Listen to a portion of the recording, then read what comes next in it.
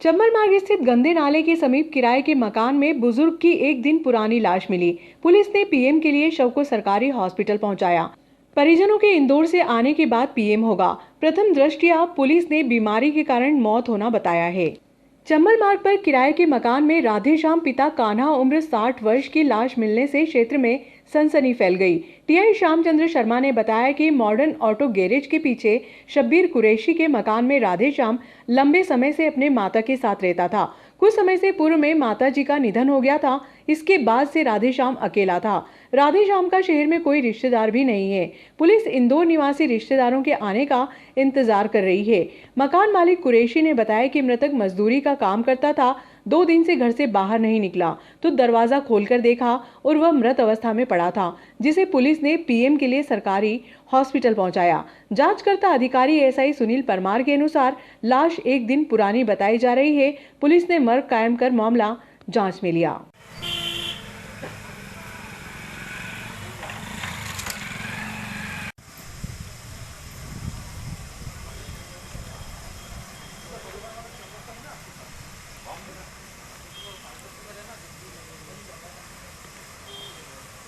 सागर colony में एक अज्ञात युवक की लाश मिली है, क्या बात है सर, क्या है?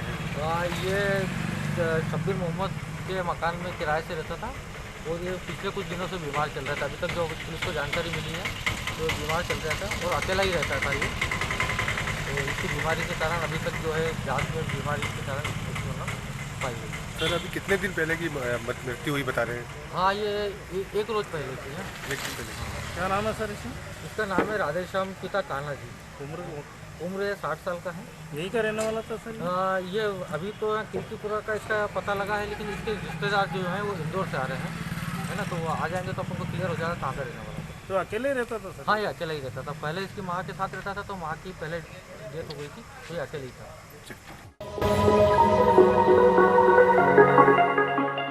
मतदाता दिवस पर एपिक कार्ड का वितरण किया गया।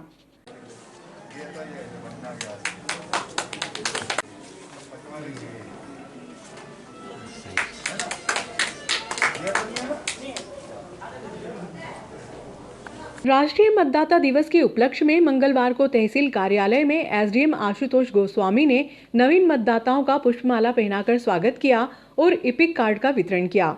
एपिक कार्ड मिलने पर नवीन मतदाताओं ने श्रेष्ठ सरकार चुनने के लिए मतदान करने का संकल्प लिया।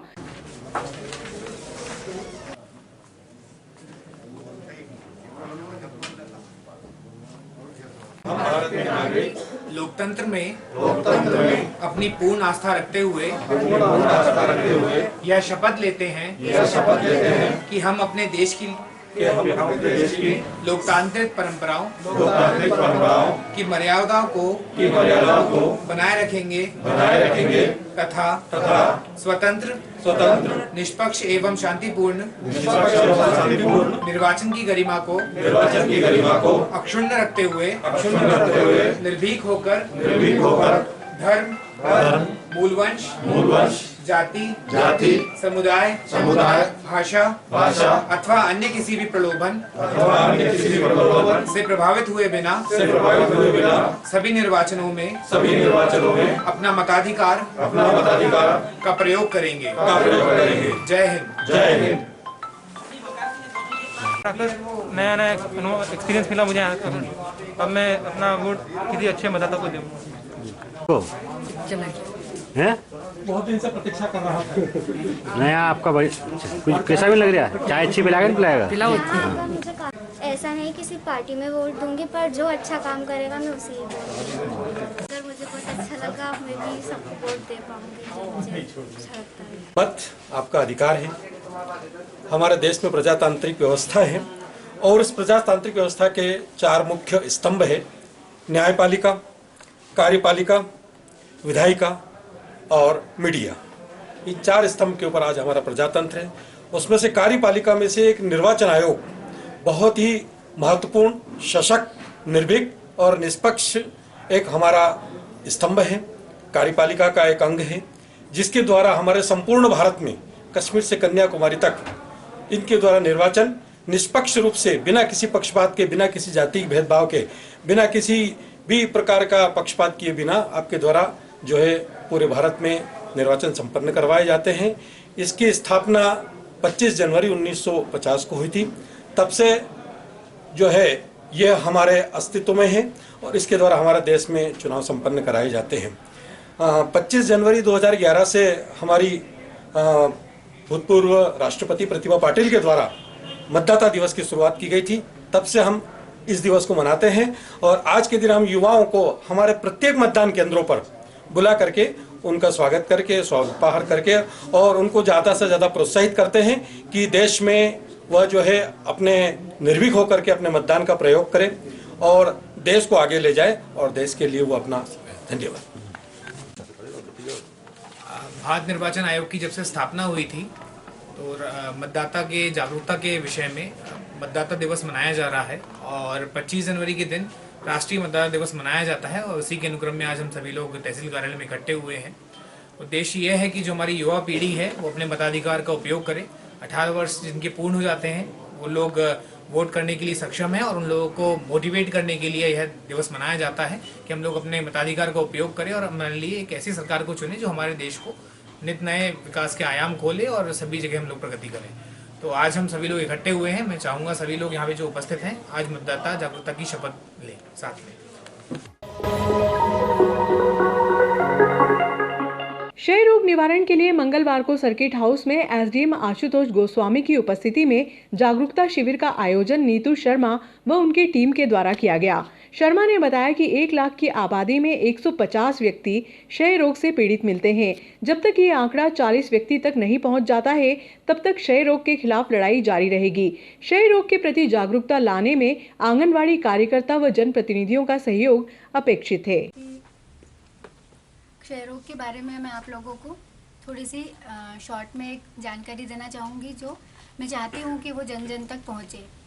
सबसे पहले ये कि बहुत पुराने समय से राष्ट्रीय दर्जा प्राप्त है इसको, पुनरीक्षित राष्ट्रीय क्षय नियंत्रण कार्यक्रम के नाम से हम लोग इस कार्यक्रम में काम करते हुए आ रहे थे। चूँकि अभी माननीय मुख्यमंत्री जी ने इस क्षय की भयावहता को देखते हुए क्षय रोग की इसको उन्मूलन करने का जो उन्होंने निर्णय लिया है, तो हम सब लोगों को एक टारगेट की तरह, एक पूरा मिशन की तरह इसमें हमने 2025 तक इसको उन्मूलन करने के लिए कई सारे एफर्ट्स हम लोग नए नए तरीके से कर रहे हैं।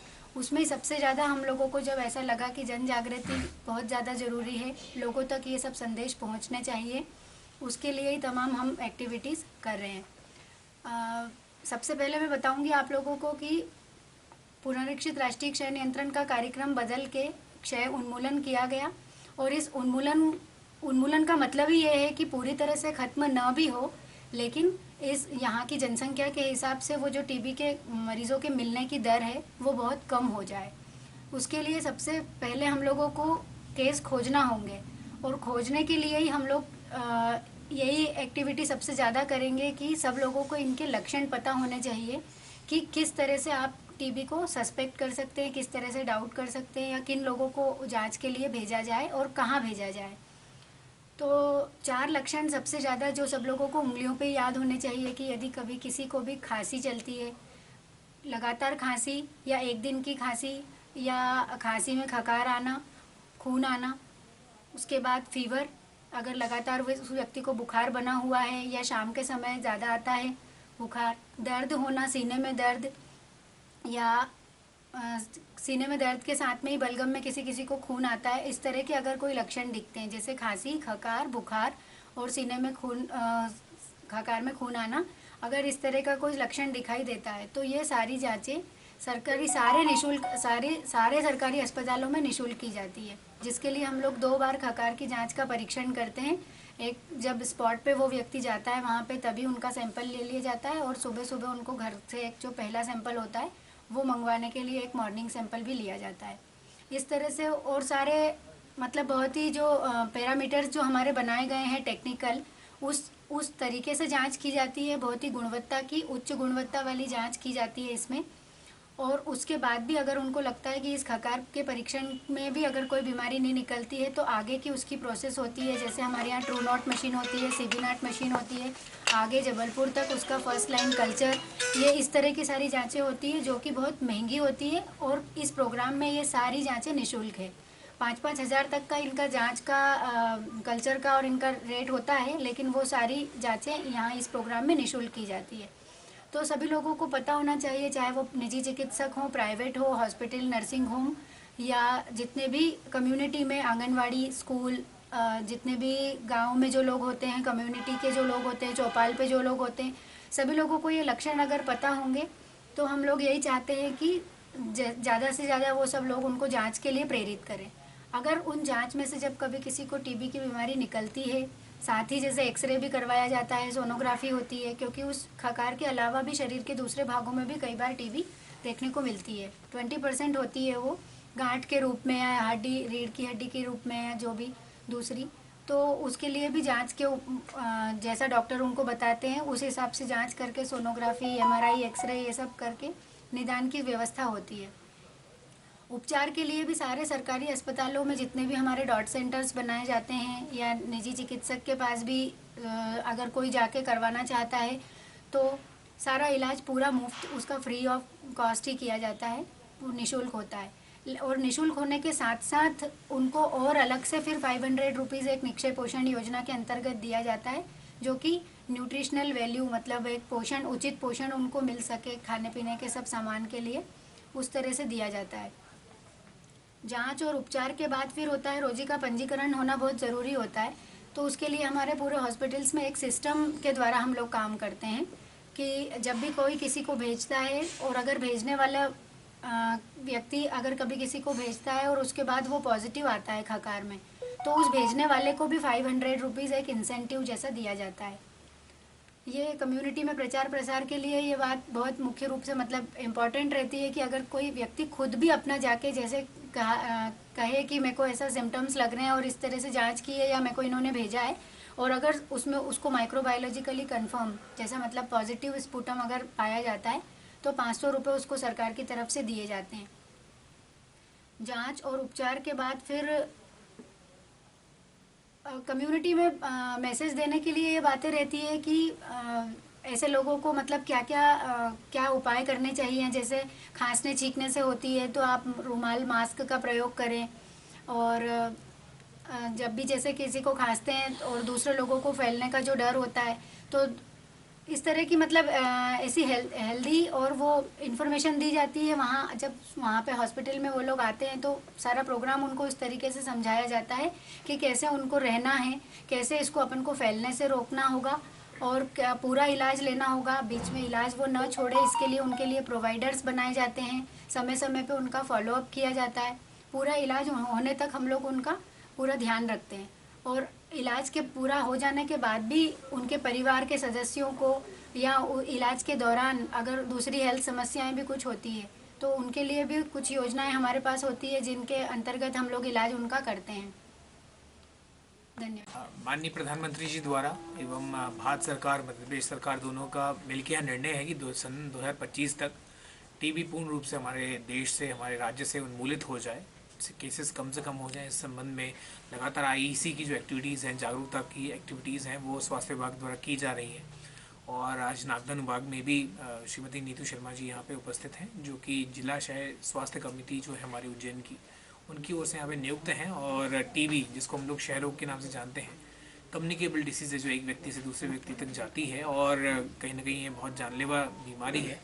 जानकारी का जब अभाव होता है, जो उसके लक्षण होते हैं, हम लोग उसको पूर्ण रूप से पहचान नहीं पाते, तो कहीं ना कहीं स्थिति बहुत ही गंभीर हो जाती है। शासन की ओर से पूर्ण रूप से निःशुल्क उपचार की व्यवस्थाएं इसमें दी गई हैं, और अन्य जो चीज़ें हैं इस बीमारी संबंधित जो उपाय हैं, सरकार की ओर से क्या क्या इसमें किया जा रहा है, कौन कौन सी योजना है, उसकी जानकारी श्रीमती नीतू शर्मा जी आपको आज आपको उपस्थित होकर देंगी। मेरा सभी से अनुरोध है कि जो भी ऐसे सिम्टम्स टीबी के या क्षय के जो सिम्टम्स आते हैं, वो त्वरित अपनी जांच कराएं, निकटतम जो स्वास्थ्य केंद्र वहाँ पे जांच कराएं। पूर्ण रूप से निःशुल्क इसकी जांच है, इसका ट्रीटमेंट भी फ्री है, और ट्रीटमेंट हम लोग पूरा कोर्स कंप्लीट करें, क्योंकि ये बहुत ही जानलेवा बीमारी है और हमको अपने परिवार का ध्यान रखना ये बहुत ही आवश्यक है।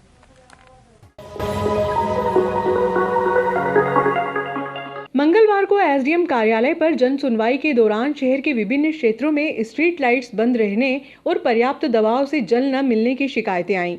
एसडीएम आशुतोष गोस्वामी ने नगरपालिका अधिकारियों को नागरिकों की समस्याओं का समाधान करने के निर्देश दिए। को जिला कलेक्टर महोदय के द्वारा उज्जैन में भी जनसुनवाई की जाती है और तहसील कार्यालयों में भी हमारे द्वारा जनसुनवाई की जाती है। उसी के अनुक्रम में आज मंगलवार 25 जनवरी को आज जनसुनवाई का आयोजन किया गया था, जिसमें सभी विभाग प्रमुख ब्लॉक लेवल के जो हैं तहसील के हैं वो आज उपस्थित थे। अलग अलग विभागों से संबंधित जो आती हैं, लोगों की शिकायतें आती हैं, कुछ मांगे आती हैं, कुछ आवेदन आते हैं, उनका निराकरण करने की कोशिश की जाती है। आज भी खाद्य सुरक्षा से संबंधित कुछ शिकायतें प्राप्त हुई, कुछ आवेदन आए, बीपीएल के आवेदन आए, कुछ राशन कार्ड संबंधित इश्यूज़ आए, कुछ नामांतरण रिलेटेड इश्यूज़ आए, उन सबको त्वरित रूप से निराकरण करने की पूरी आज कोशिश की गई।